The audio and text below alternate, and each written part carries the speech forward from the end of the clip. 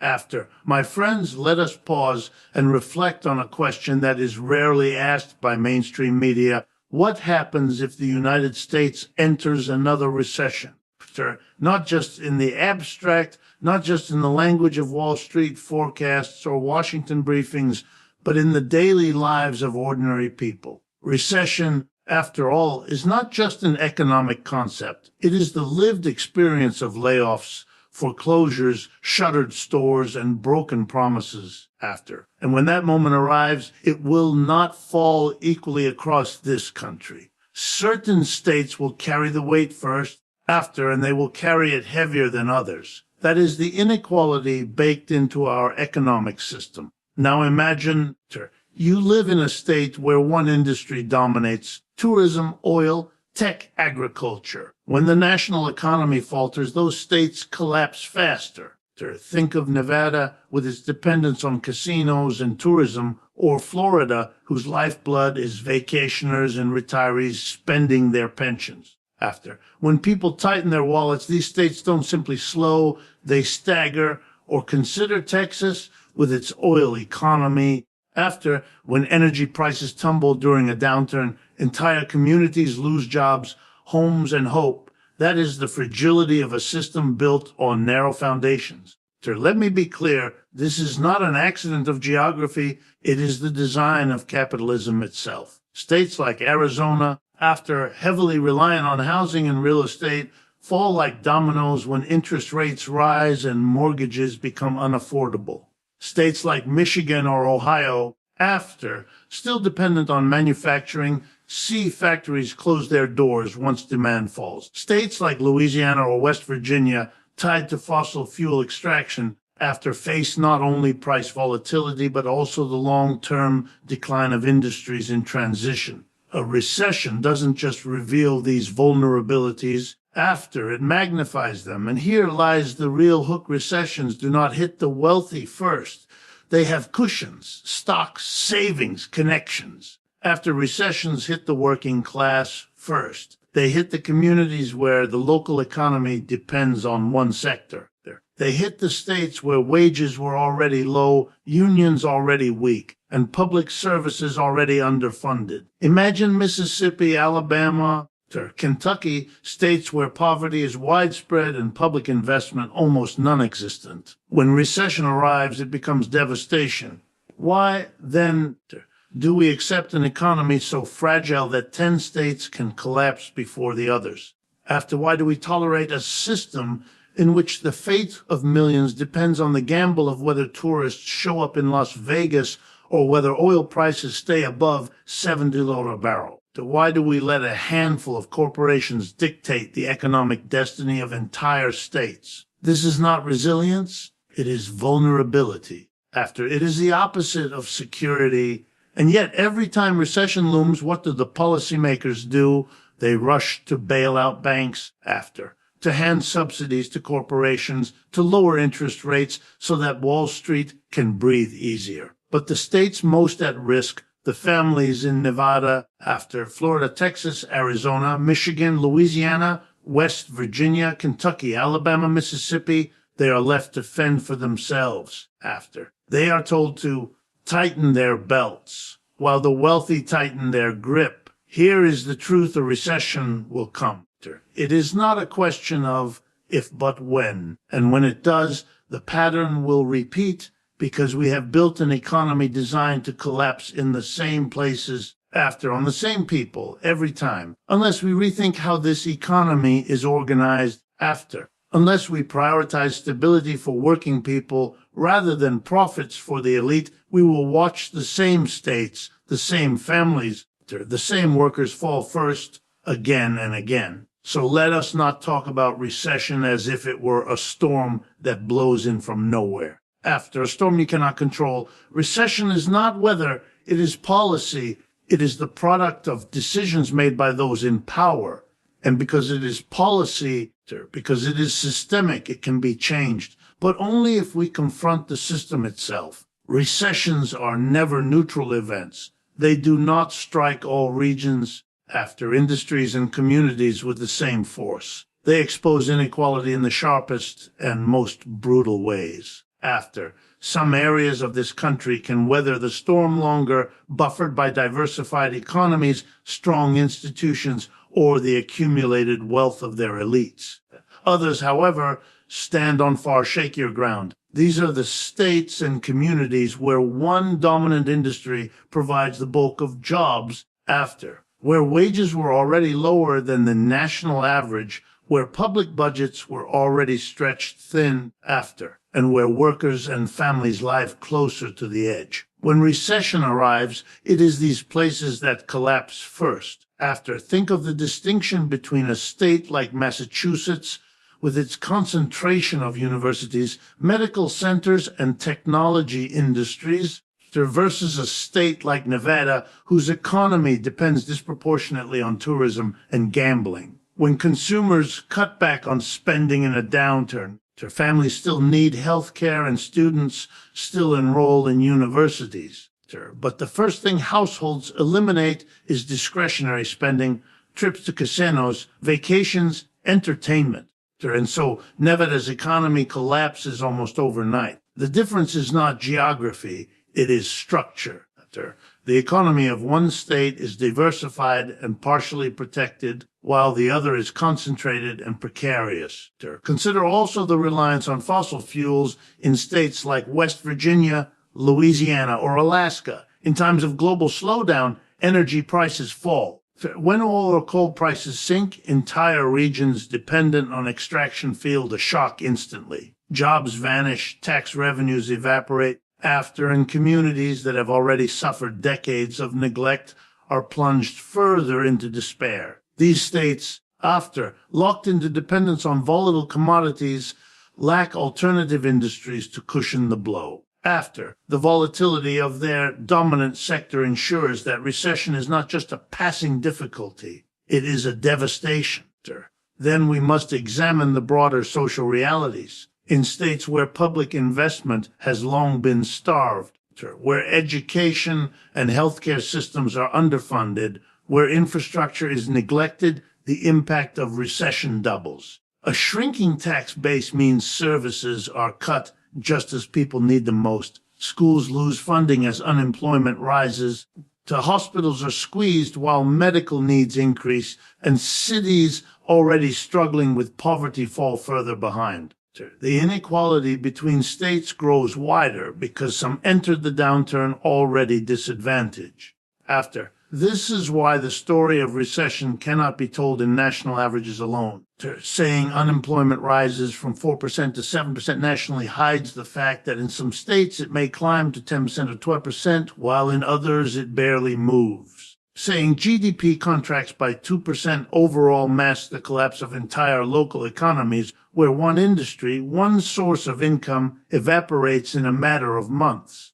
After national numbers smooth over the jagged, unequal reality, the truth is that recessions are magnifiers. They reveal who was already vulnerable, after, who had no safety net, and whose survival depended on the fragile continuation of one narrow industry. They also reveal who had power, who had reserves, and who could shift losses onto others. The wealthy investor in New York may suffer paper losses in the stock market, but he has savings properties after, an influence to ride out the storm. The single mother working in a Florida hotel that closes during a recession has none of those cushions. After, the disparity between those experiences is the real story of recession.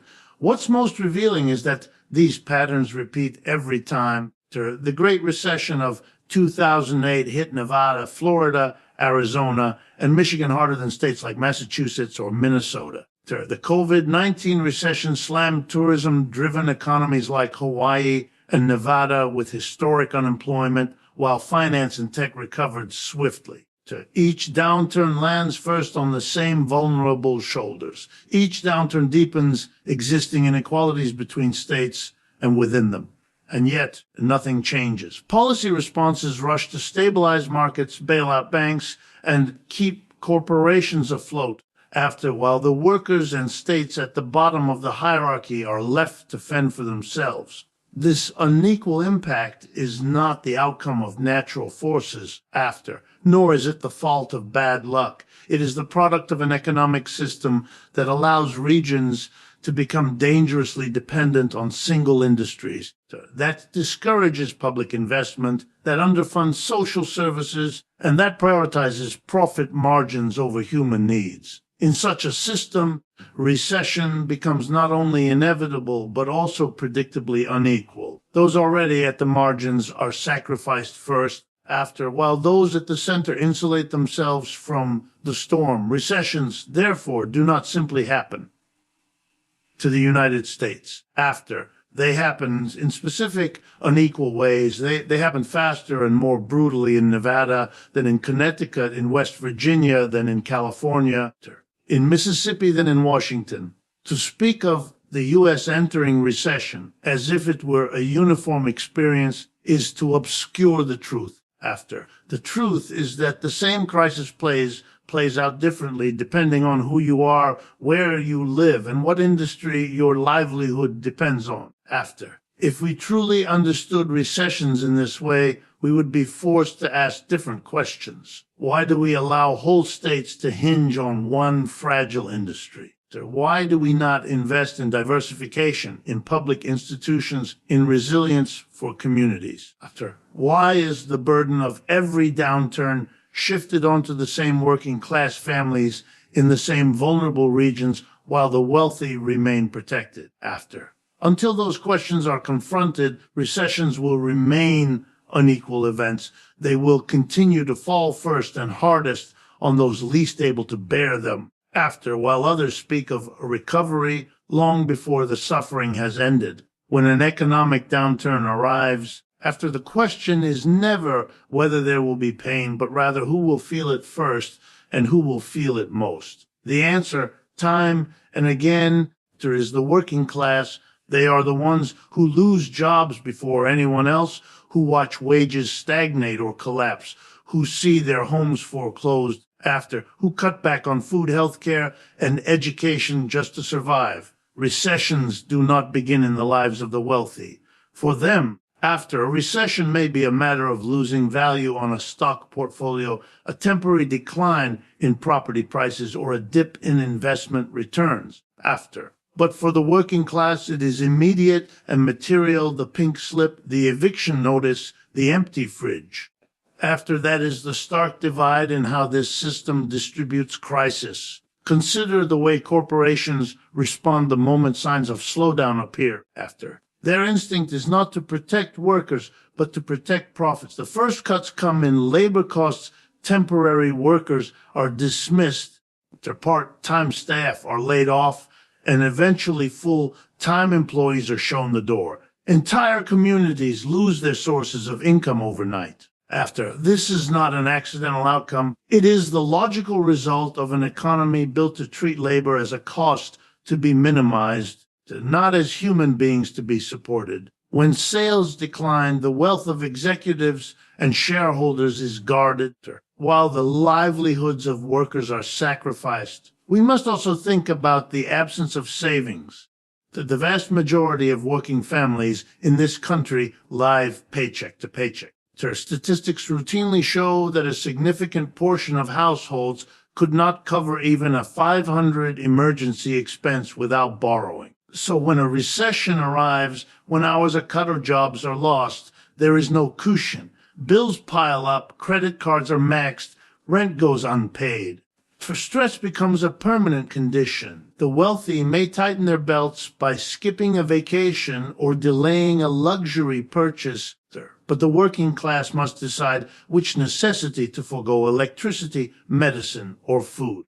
The suffering deepens because of how weak the social safety net has been made. Decades of budget cuts, privatization, and austerity have eroded unemployment benefits, reduced access to affordable housing, and left health care tethered to employment itself. That means losing a job often means losing health coverage just when mental and physical strain is at its highest. Public assistance, when it is available, is deliberately designed to be humiliating, difficult to access, and insufficient to meet actual needs. Workers are told to stand in long lines after, fill out endless forms, and endure suspicion just to receive a fraction of what they lost, while corporations receive bailouts with a single phone call. After recession also sharpens the inequalities already present within the working class. Women, especially single mothers, are more likely to be employed in service industries that vanish in a downturn.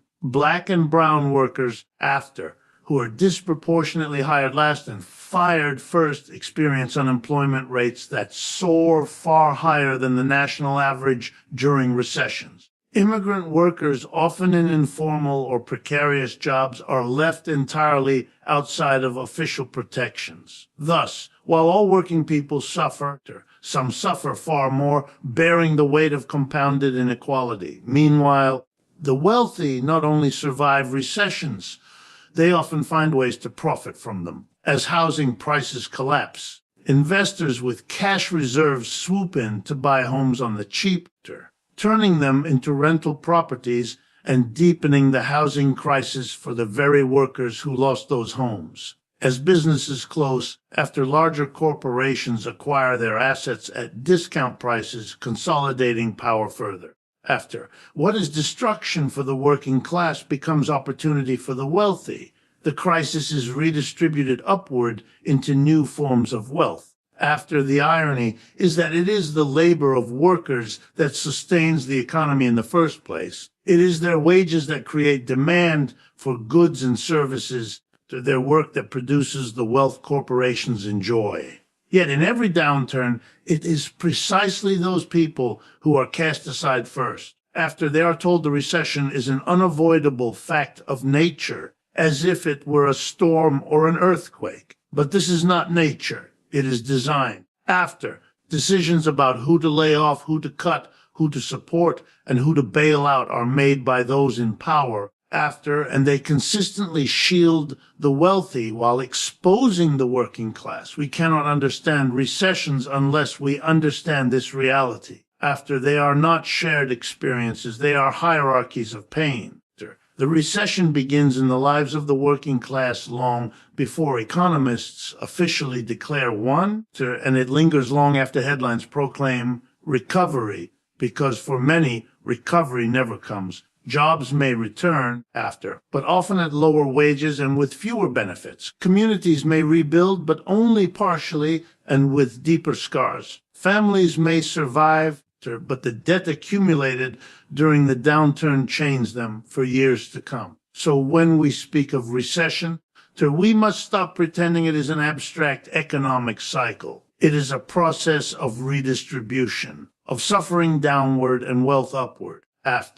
And at the bottom of that redistribution is always the working class. Their suffering is not the unintended side effect of recession. It is the central mechanism through which the system preserves itself. The working class absorbs the blow so that the wealthy do not have to. And unless that system is challenged, it will continue to operate exactly this way, crisis after crisis, recession after recession. The fragility of the American economy is not an accident, nor is it the unintended consequence of poor decision-making. It is woven into the very design of the system. What we often call shocks or downturns are not outside forces crashing in from nowhere. They are the predictable outcomes of an economy structured to prioritize profit over stability, private gain over collective resilience.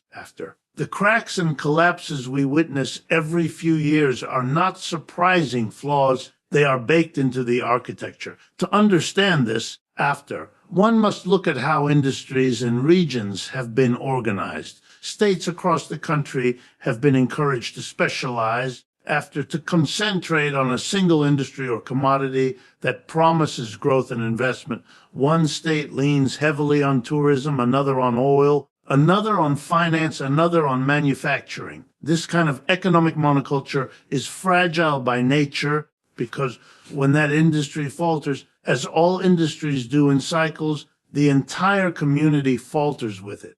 This is not a random distribution of risk, but a deliberate strategy that allows corporations to extract maximum profit in boom times while leaving workers and local economies exposed in busts. At the heart of this fragility lies the obsession with short-term profitability. Companies are not rewarded for building stable, resilient institutions.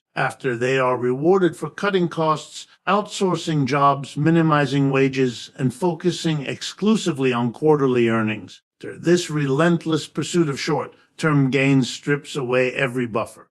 Factories operate with just-in-time supply chains that crumble the moment there is disruption. Households are kept one paycheck away from crisis. Public services are defunded in the name of tax cuts. Reserves, whether personal, institutional, or governmental, are treated as inefficiencies rather than necessities. Then, when recession hits, the entire structure reveals itself to be incapable of withstanding even modest shocks.